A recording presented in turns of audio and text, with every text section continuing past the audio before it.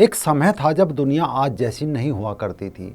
तब दुनिया अलग थी, भारत का नक्शा अलग था और उस नक्शे में भारत का एक शहर हुआ करता था जिसके बारे में एक कहावत मशहूर थी कि जिनने लाहौर नहीं देखा वो जमिया ही नहीं।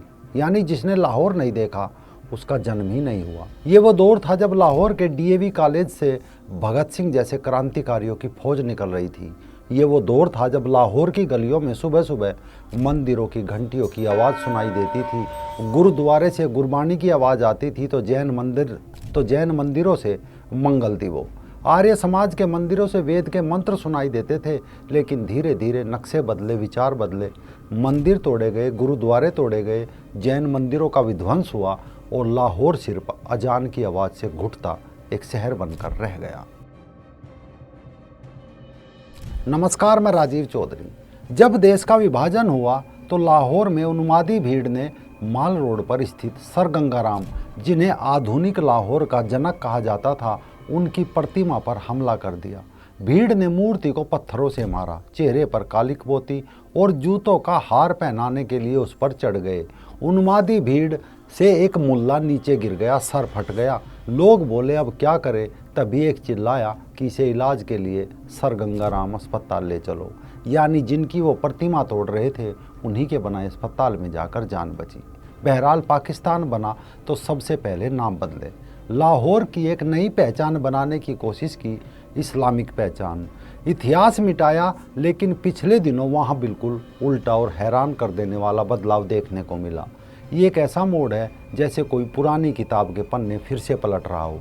पिछले 2 महीनों के भीतर ही लाहौर शहर की 9 प्रमुख जगह के इस्लामिक नाम बदलकर उनके मूल हिंदू और ब्रिटिश काल के नाम वापस कर दिए गए।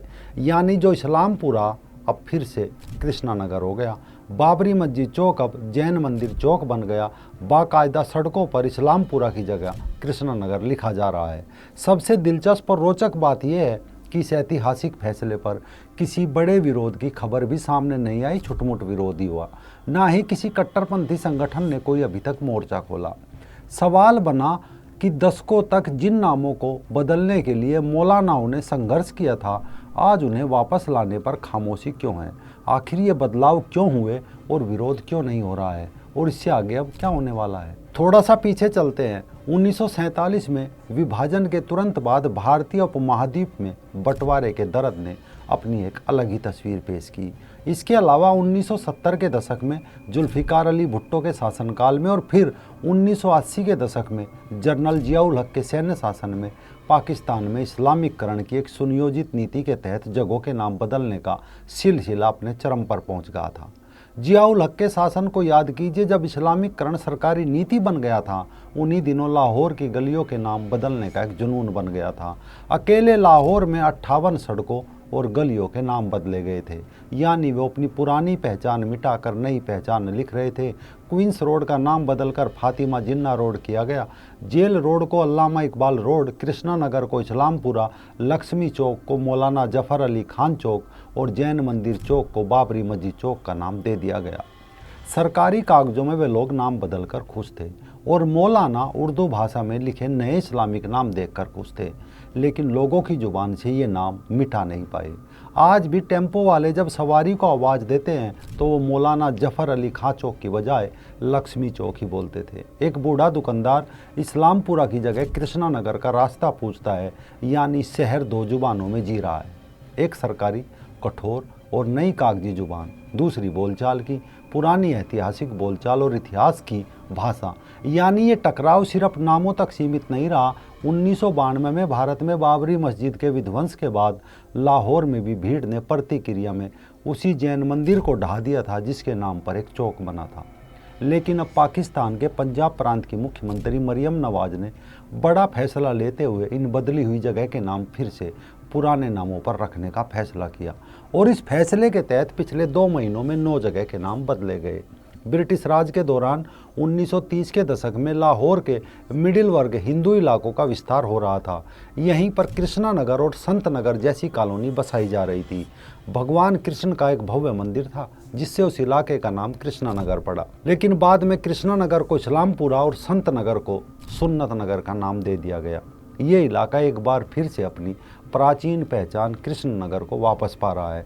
इसी तरह था जैन मंदिर चौक, एक भव्य जैन मंदिर जिसका शिखर आसमान छूता था। 1992 में बाबरी मस्जिद गिराए जाने के बाद लाहौर में एक भीड़ ने इस जैन मंदिर को ढा दिया था।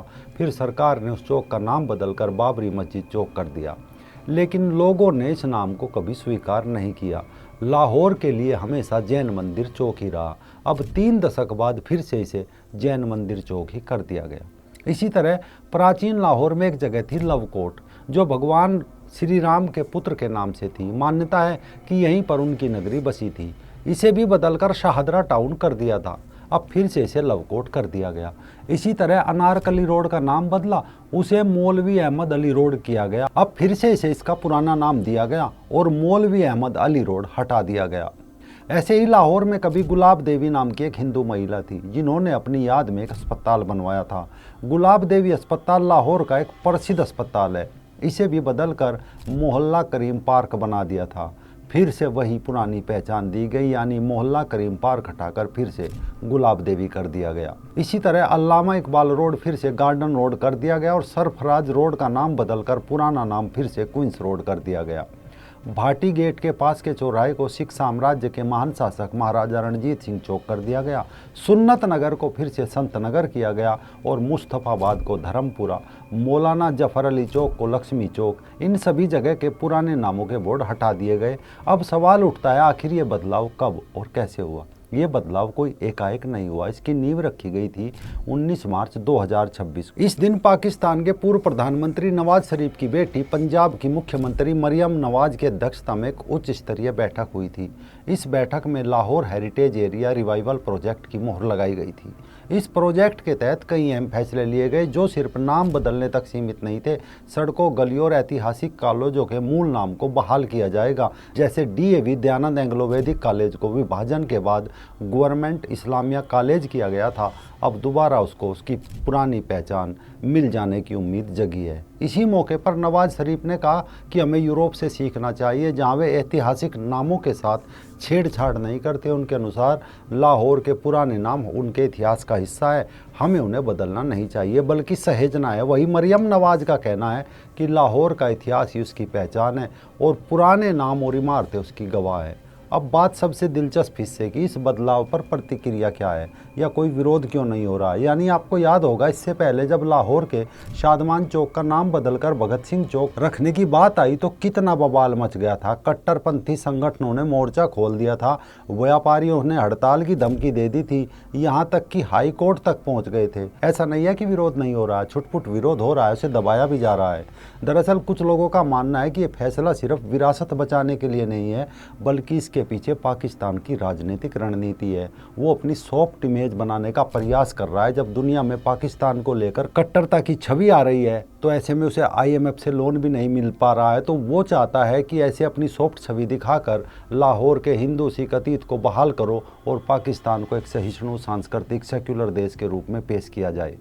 बताया जा रहा है बदलाव सिर्फ एक शुरुआत है। सूत्रों के अनुसार नाम बदलने के इस अभियान का दूसरा चरण भी आने वाला है, जिसमें पाकिस्तान के सिंध और खैबर पख्तूनवा प्रांतों में भी मूल नामों की बहाली की जा सकती है। यानी ये मुहिम सिर्फ लाहौर तक सीमित नहीं रहने वाली, बल्कि पूरे पाकिस्तान के ऐतिहासिक नामों को वापस लाने की एक व्यापक पहल का हिस्सा भी हो सकती है।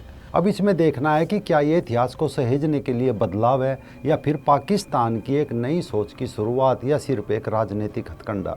कमेंट बॉक्स में अपनी बात जरूर रखिए।